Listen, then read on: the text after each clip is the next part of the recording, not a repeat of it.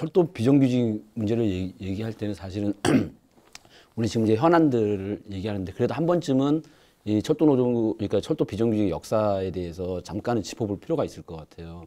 이게 이제 사실 뭐 그 전에도 뭐 여러저런 뭐 이렇게 뭐 공채로 뽑지 않고 이러저런 것들이 이제 그런 분들도 존재하지만은 결정적으로 철도에서 비정규직이 확산되기 시작한 거는 1997년 이후거든요. 1997년에 IMF가 터지면서 그 이후에 이제 민영화 등 실제 우리 사회 자체가 97년 이후에 점점 비정규직의 비율들이 높아져가고 그게 50%가 넘어가는 게 이제 노무현 정권 때 그 전체 노동자의 50%를 그 비정규직이 넘어가거든요. 근데 쭉 그런 과정이 있는데 이 안에서 우리가 김대중 정권 초기에 공무원일 때 이때 철도가 4만이었어요, 4만. 근데 당시에 영업 키로가 3,200km였어요. 3,200km. 근데 지금 현재 영업 키로가 얼마인지 아세요? 이제 호남선 개통되고 해가지고 3,800km입니다. 3,800km. 3,820인가 이 정도인데 많이 늘었죠. 그러니까 600km 이상 늘은 거예요. 600km면 거의 한 20%가량이 늘은 거거든요. 그럼 그만큼 업무량도 늘었겠죠. 열차 수도 많이 늘었을 거고, 왜냐하면 영업 키로가 늘었으니까 많이 실제 늘었습니다, 일들이. 그런데 그럼 철도 지금 현재 공사의 정원은 그러니까 현원 몇 명이거든요. 26,600 몇 명이거든요. 제가 정확하게 뒷자리를 모르겠는데, 예. 26,600 몇 명이에요. 4만에서 26,600으로 간 거예요. 14,000은 어디로 갔나요? 그렇죠.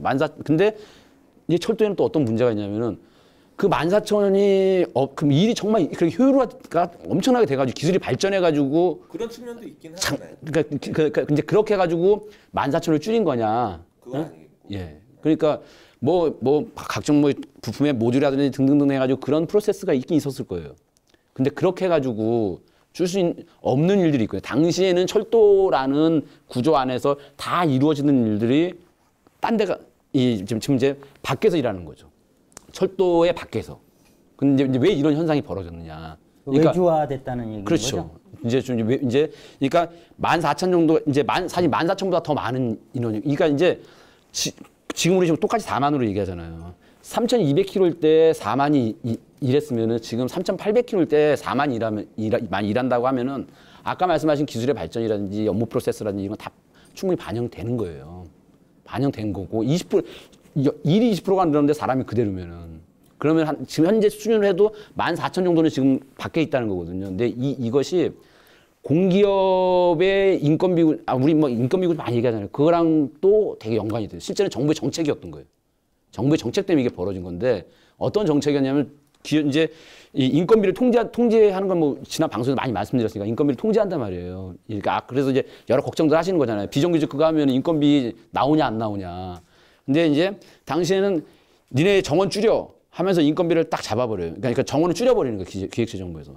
그런데 아까 말씀드렸듯이 그 14,000명치 일을 안 하면은 철도가 안 돌아가요. 실제로는 딱 26,600명 가지고는 철도가 안 돌아갑니다. 딴 사람들 딴 분들 다 비정규직을 다 안 하고 26,600명이서 이 철도를 지금 3,800km 운영하려고 그러면 절대로 안 돌아가요. 그러니까는 저희 이제 외주화 관련해서 몇 단계가 있었거든요. 몇 단계 있었는데 아까 이제 뭐 IMF 얘기도 하셨는데 실제로 저희가 외주화 뭐 동일 업무가 외주화된 시기는 2003년이에요. KTX가 개통되기 이전에. 그러니까 이제 당시에 노무현 정부였는데 노무현 정부가 되게 이제 뭐 우리가 익히 알다시피 당시만 하더라도 신자유주의 성장 이게 필요하다 이렇게 주장을 했거든요. 그래서 업무를 핵심과 비핵심을 나누고 비핵심을 외주화라는 게 사실은 이제 저희 안타깝게도 노무현 정부의 노동 정책이었어요.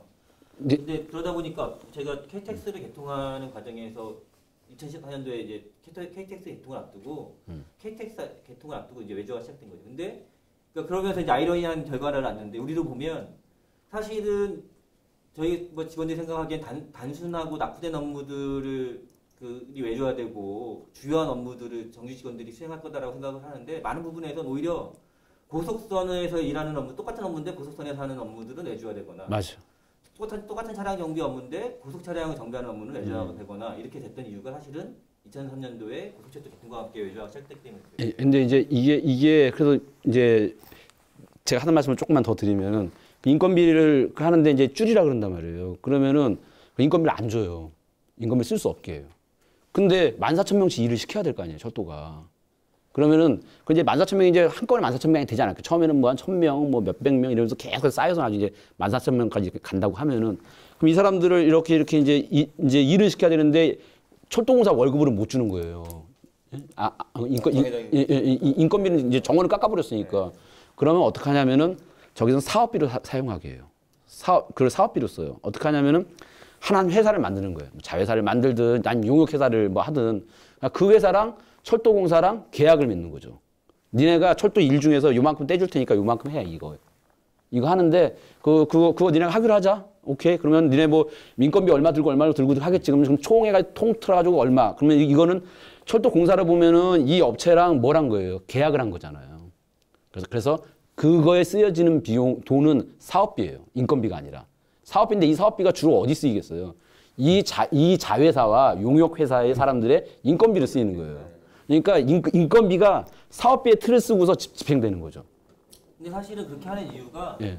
이유가 사실은 이제 지난 정부에서 계속 외주화를 확대하기 위한 정책이에요. 그렇죠. 그러니까 평가 때도 평가 그쵸. 항목에 들어있던 거 아닌가요? 좋기도 하고요. 그러니까 이를테면 인건비는 엄격하게 통제하잖아요. 사업비는 네, 통제가 예. 덜하거든요. 그러니까 사실은 외주화를 하면 할수록 너희들한테 인센티브를 줄 거야. 네, 이게 그렇게 해왔고 외주화 관련해서는 사업비를 편제한 거죠. 그렇죠. 이제 그래서 사실은 정부의 정책 때문에 특히나 공기업 공공기관에서 외주화가 엄청나게 확대됐다. 그러니까 여태까지 이렇게 그렇게 진행이 예. 그러니까 진행 2004년부터 시작이 됐으면 지금 이제 14년째잖아요. 예. 근데 그거는 중단이 된 건가요? 이제 이번에 이제 어쨌거나 그런 이제 이 고리를 끊자라는 거잖아요. 이제 그러면은 많은 분들이 아까 이제 그래서 이제 이러한 역사 그래서 실제로 요거는 우리가 이제 상하분리 얘기하잖아요.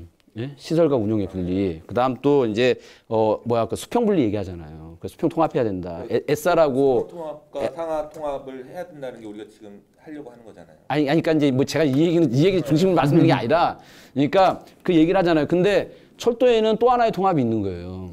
실제 이전의 사망과 같은 이 시스템이 지금 말씀드린 그런 이제 사업비, 인건비 이런 문제 그리고 소위 신자유주의적 이런 상황 때문에 네트워크가 찢어진 거 이거를 묶어내는 거거든요. 그래서 이 통합에 그러니까 우리가 이제 누구 개인을 이렇게 비정규직으로 그냥 정규직화 시킨다 이런 그러니까 이제 현상은 그러한데 이것의 실제적인 역사를 보면은 지금은 철도의 네트워크를 이전에 통합적으로 운영되던 것을 다시 합쳐낸다. 예? 그러니까 이제 이거는 하나의 방사선으로 그러니까 상하 수평 얘기하면 이건 하나의 방사선으로 갈기갈기 찢어져 있던 걸 지금 다시 기우는 과정인 거거든요. 근데 여기서 제가 마지막 하나만 더 정리를 하면은 그래서 사람들이 이제 이거 인건비 어디서 와? 정원 뭐 인정해 주는데 이 얘기하잖아요. 사실은 정부가 하나도 어려운 일이 아니에요. 왜냐하면은 이미 그 자회사와 용역회사의 사람들의 임금은 철도공사가 다 지급하고 있었어요. 다 지급하고 있었는데 인건비 명목으로 지급 안 하고 사업비 명목으로 지급을 한 거 맞아요. 사업비 명목으로 지급한 거거든요. 그러면 이제 정부에서 야 니네 사업비 명목으로 지급하던 거 이제 인건비 명목으로 지급해도 돼. 라고 승인만 때려주면은 똑같은 돈 나가는데 똑같은 돈을 요 명목을 써 하면은 그냥 그 사람들 그냥 정규직화 시키면 되는 그게 그냥 정원을 인정해 주는 거예요.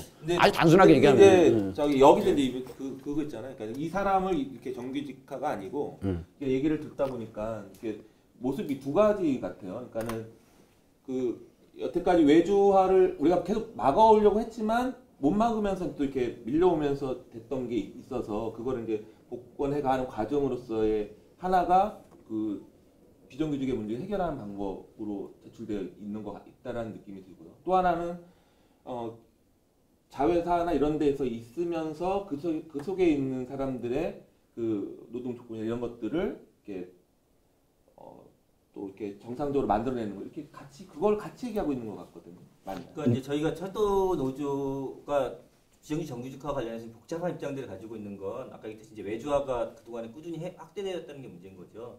이를테면 이제 2003년도에 외주화가 처음 시작됐지만 이명박 정부와 박근혜 정부를 거치면서 사실은 외주화가 본물처럼 터진 거죠. 저희 입장에서 보면. 이를테면 박근혜 정부에서 내세웠던 제3차 철도산업 발전 계획에 의하면 모든 걸 외주화라는 거예요. 그래서 본사와 일부 스텝을 제외하고는 모든 업무를 각 직종별로 자회사를 만들어서 외주화하라는 게 정부 공적인 방침이었거든요.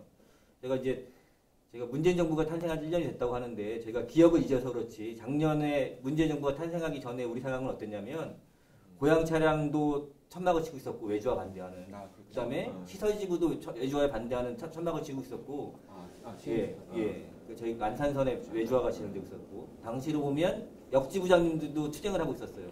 입판 업무 외주화를 반대하는. 그러니까 사실은 우리로 보면 모든 업무가 다 외주화되는 상황을 박근혜 정부 말기에 맞고 있었습니다. 그렇기 때문에 저희 입장에서 보면 비정규직 정규직화 과정에서 외주화 관련된 문제와 관련해서 명확하게 더 이상 철도에서는 외주화는 안 돼라는 거를 하나 하고 싶은 게 하나 있고요. 그래서 제가 이제 외주 업무 한원이라고 저희가 표현되는 목표, 저희의 목표가 있는 거고 또 하나는 비정규직 정규직화 자체의 목표가 있습니다. 어쨌든 비정규직 노동자들의 처우를 개선해야 된다. 그게 뭐 직접 고용이 됐든 자회사가 됐든 그 어떤 방식으로라도 처우 개선이 시적으로 이루어져야 하고 그 역할들을 철도 노조가 해야 된다는 역할이 하나 있는 거죠. 그래서 두 가지 사업들이 같이 진행되고 있는 거고요. 근데 이제 우리 조합원들이나 간부들은 최근에 이제 직접 고용 문제만 워낙 이제 관심이 많으니까 물론 이제 철도 노조에서 가장 중요하게 생각하는 거고요. 이 문제 관련해서는 사실은 이번 기회에 외주화를 막지 않으면 제가 되게 어려운 상황에 처한다고 생각을 해요. 제가 이제 비정규직 정규직화 방침을 처음 만났을 때 저희가 제일 우려하는 건 그런 거죠. 이 방침대로 하면 가이드라인에 의하면 업무의 성격을 따져서 일부 어떤 업무는 직접 고용을 할지 어떤 업무는 자회사로 전환을 할지를 결정하라는 거예요. 근데 따져놓고 보면 이를테면 그 결과에 따라서는 그래 차량 업무는 자회사로 가도 되는 업무야 라고 하면 어떤 문제가 발생하면 1000명 규모의 차량 정비 자회사가 만들어지는 거죠. 똑같은 거죠. 시설 자회사가 만들어지고 전기 자회사가 만들어지고 하는 상황이 벌어지는 거죠. 저희가 이번 관련해서 이제 정규직화 관련해서 중요하게 생각하는 건 이 정규직화 논의가 마치 저희가 박근혜 정부 시대가 아니잖아요. 근데 이게 자칫하면 마치 박근혜 정부가 주성했던 각종 직종별 자회사가 만들어지는 악순환이 될 수도 있거든요. 그렇기 때문에 저희 목표는 이번 기회에 차량 업무, 뭐 시설 업무, 전기 업무 등 철도 정규직이 수행하는 업무들은 직접 포함이 맞다라는 원칙을 분명히 세우자. 그리고 어떤 직종 자회사도 허용할 수 없다라는 게 제 입장인 거죠. 그러니까 좀 그런 큰 틀, 그러니까 철도의 그러니까 철도 네트워크의 역사, 그다음에 우리가 이렇게 좀 부침해 왔던 거, 바로 1, 2년 전이지만은 실제 겪었던 상황 이런 것들과 전체적으로 연관을 속에서 지금 현재 상황, 그다음에 또 이제 비정규직의 정규직화 문제를 또 바라볼 때 또 철도 산업에서의 비정규직의 정규직화는 또 어떤 의미인가 이런 부분들을 좀 종합적으로 좀 고민을 했으면 좋겠습니다.